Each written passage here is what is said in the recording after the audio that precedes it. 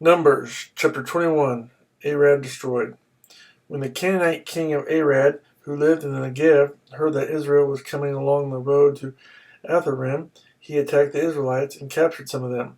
Then Israel made this vow to the Lord: "If you will deliver these people into our hands, we will totally destroy their cities." The Lord listened to Israel's plea and gave the Canaanites over to them. They completely destroyed them and their towns, so the place was called Hormah, the bronze snake.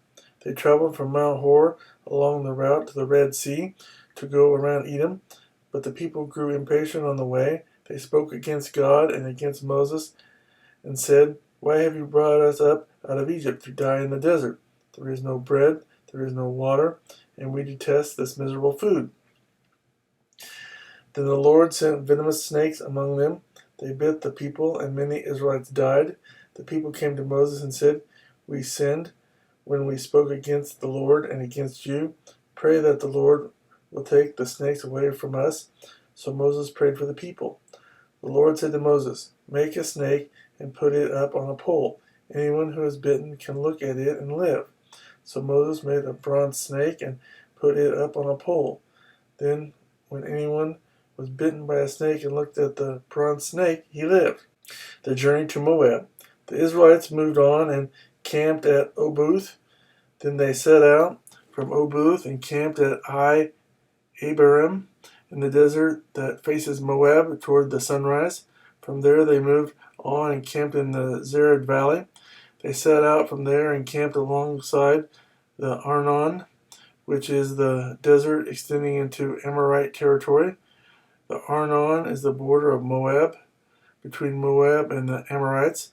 That is why the book of the wars of the Lord says, "Waheb and Supah and the ravines, the Arnon and the slopes of the ravines that lead to the site of Ar and lie along the border of Moab."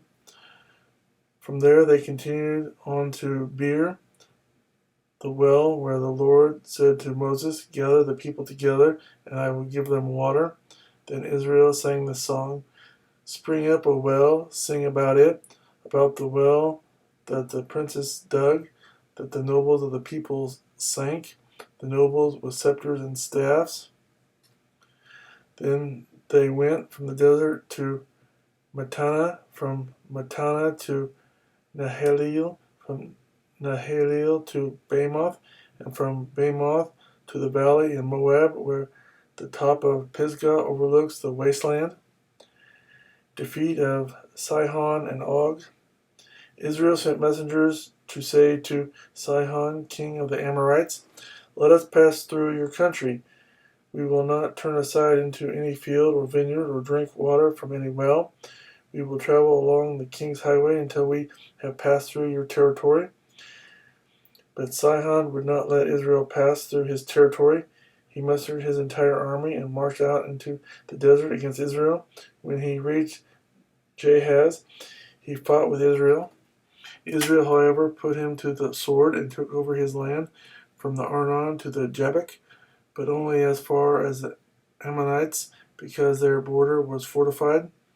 Israel captured all the cities of the Amorites and occupied them, including Heshbon and all its surrounding settlements. Heshbon was the city of Sihon, king of the Amorites, who had fought against the former king of Moab and had taken from him all his land as far as the Arnon. That is why the poet says, "Come to Heshbon and let it be rebuilt. Let Sihon's city be restored." Fire went out from Heshbon, a blaze from the city of Sihon. It consumed Ar of Moab, the citizens of Arnon's heights. Woe to you, O Moab! You are destroyed, O people of Shemosh. He has given up his sons as fugitives and his daughters as captives to Sihon, king of the Amorites. But we have overthrown them. Heshbon is destroyed all the way to Dibon. We have demolished them as far as Nophah, which extends to Medeba. So Israel settled in the land of the Amorites. After Moses had sent spies to Jazer, the Israelites captured its surrounding settlements and drove out the Amorites who were there. Then they turned and went up along the road toward Bashan, and Og, king of Bashan, and his whole army marched out to meet them in battle at Edrei.